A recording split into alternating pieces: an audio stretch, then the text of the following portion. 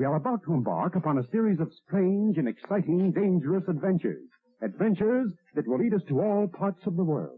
Hello and welcome to another Bad Comic Review. This time we're looking at The Amazing Spider-Man issue 86, legacy number 887. Written by Zeb Wells, art by Michael Dowling, color art by Bryan Valenza, letters by VC's Joe Caramagna, cover art by Arthur Adams and Alejandro Sanchez, Lindsay Kohek and Caden McGahee, assistant editors, Nick Lowe, editor. So Spider-Man was in a battle with Doc Ock where he recovered some kind of flash drive, and now he's talking to his therapist. And this is Ben Rielly, not Peter Parker, so they have to make him different. So he's working for the Beyond Corporation. And then his girlfriend, who lives upstairs like 2 floors, can't leave the apartment because apparently she murdered somebody, is staring at a dresser. That's the majority of this issue. Turns out the Beyond Company may be up to some shenanigans, and Ben found that out from Doc Ock. He lied about destroying a flash drive that had a bunch of information on it. And most of the issue is just him sitting around talking to his shrink and some pink-haired lady who's obviously in charge messing with Ben and watching them. And then the girlfriend stares at a dresser for a long time before looking at some of the files. That's all that happens. This is insanely boring. You know why I pay an extra $1 or $2 for a Zenescope book? Because stuff happens in those. This is almost all large panels of people sitting around talking. I'd rather pay $6 for 32 pages of action content from Zenescope than pay $4 for this 20 pages of large panels of people sitting around saying nothing. Nothing interesting happens here. It looks like something interesting is about to happen, but they're just turning Ben Rielly into a villain from what I can tell, and it looks like they're erasing more of his memories. Who cares? You've ruined Ben Rielly for years now. Nothing interesting is happening here. His dyed hair looks stupid, and the story was insanely boring. If you could call it a story,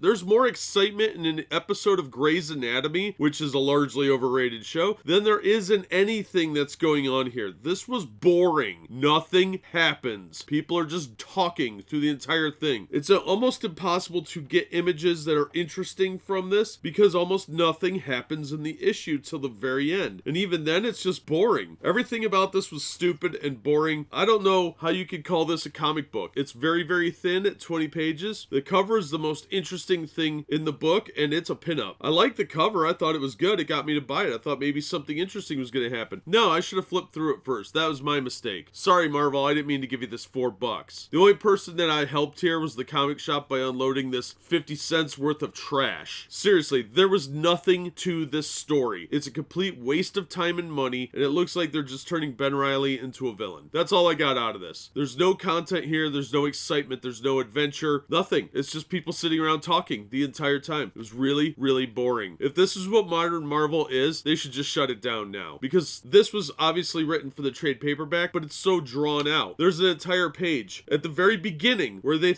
should be hooking you into the story, where him and his shrink are just staring at each other, and there's maybe 20 words between them where they're like, so, and then the next panel, so, and then the third panel where there's actual dialogue is, would you like to tell me what happened? That's the most dialogue right there on this entire page. The very last panel is her going, Ben? That's it. That's all that happens. This is a complete joke of a comic. Marvel, what are you doing? This is trash. This is trash that even indie comics stray away from. I don't know what you think you're doing, but this is garbage. You're just milking a bunch of people that are buying the book out of habit at this point. And even that I don't understand. I don't know why anybody would buy this. This was total garbage. Total boring trash. Not recommended. Don't take it for free. It's a scam. This is just a horrific waste of paper. And although the art wasn't that bad, it's still subpar for Marvel. The backgrounds lack detailing, the story lacks plot, and any sense of adventure. There's nothing good about this book except the cover, and even that is insulting once you read the book. Everything about this is garbage. Don't buy it. Thanks for watching. Thank you for supporting the channel. Hopefully we'll see you on the next one.